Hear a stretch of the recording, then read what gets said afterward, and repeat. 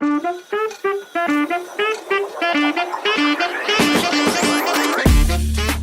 Behind the secrets YouTube channel வியூவர்களே, நம்ம ஒவ்வொரு டைமும் வந்து குங்ஃபுல நிறைய டெக்னிக்ஸ் கற்றுத்தரோம். அதாவது நம்ம பொதுவாக நம்ம ஒரு இடத்துல போகும் பொழுது நம்ம தாக்குதலுக்கு உட்பட்டா நம்ம என்னென்ன செய்யணும், எப்படியெல்லாம் தப்பிக்கலாம் அப்படிங்கிற மாதிரி நம்ம கற்றுட்ருக்கோம். ஸோ இந்த முறை எபிசோட்லையும் நாம் வந்து ஒரு மாப் அட்டாக்லேயோ இல்லை வந்து ஒரு பர்க்லர் அட்டாக்லேயோ இருந்தால் நம்ம எப்படி தப்பிக்கிறது அப்படிங்கிறத பற்றி பார்க்க போகிறோம். ஸோ முதல்ல வந்து ஒரு செயின் ஸ்நாச்சர் அல்லது ஒரு பர்க்லர் அட்டாக் இதை நம்ம பார்க்க போகிறோம். வாங்க நம்ம சேனல் போகலாம்.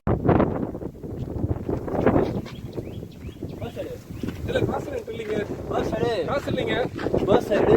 இப்படி ஒரு சிச்சுவேஷன்ல நீங்க ஒண்ணு உங்களுடைய பர்ஸை திருப்பி கொடுக்கணும், இல்ல அப்படின்னா நீங்க திருப்பி தாக்கணும். திருப்பி தாக்குறதுல ஒரு ஆபத்து என்னன்னா ஒரு கையில கத்தி இருக்குது. ஸோ இந்த இடத்துல உங்களுடைய இந்த பர்ஸ் அப்படின்ற அந்த ஆக்ஷன் பார்த்துக்கிட்டே இருங்க. டக்குனு கை பிடிச்சி மேல இந்த இடத்துல உங்களோட கை ஸ்ட்ரெச் ஆகும். இந்த மாதிரி உயரமா தூக்கினீங்கன்னா அவரால் கத்தியை குத்த முடியாது. மேக்ஸிமம் அவரால் ஸ்ட்ரகிள் பண்ண முடியும். இங்கேயோ அங்கேயோ ஒரு ஸ்ட்ரகிள் பண்ண முடியும், கீழே இறக்க முடியாது. அப்போ அந்த இடத்துல நீங்கள் காலை இங்கே வச்சு இவரோட கையை இங்கே கொண்டு வாங்க. கையை கொண்டு வந்து 2 தட்டு தட்டினீங்கன்னா கத்தி போயிடும். இப்போ இதே கையை திருப்பி இந்த கையும் திருப்பி ரெண்டையும் லாக் பண்ணி அவரோட கத்தி எடுத்து அவருக்கு எதிராகவே திருப்பலாம்.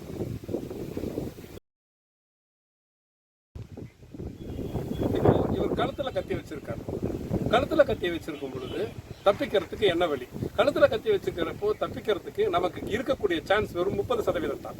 அந்த 30% நாம எப்படி ஆக்டிவா யூஸ் பண்றோம் அப்படிங்கறத பொறுத்து. ஸோ நீங்க வந்து கத்தி நீங்க இந்த பக்கமோ மூவ்மெண்ட் கொடுக்க முடியாது. ஏன்னா கழுத்துல கத்தி இருக்கு, ஈஸியா அறுத்தரலாம்.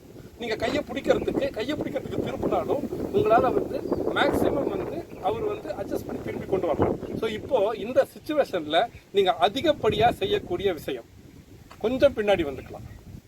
இந்த கேப் இருக்கும், இதை ஸ்பீடா செய்யணும். கொஞ்சம் பின்னாடி வந்துட்டு உங்களுடைய இடத்து கையை முன்னாடி தூக்கி இந்த இடம் உங்களுக்கு வந்து வயிறு இருக்கும்.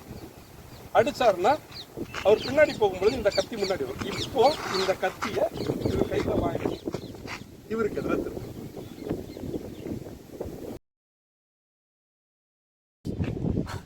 நார்மலா இப்படி கழுத்தை அமுத்தும் போது நமக்கு ஸ்ட்ரகிள் ஆகும், நமக்கு சஃபகேட் ஆகும் பொழுது நம்ம யோசிக்க முடியாது.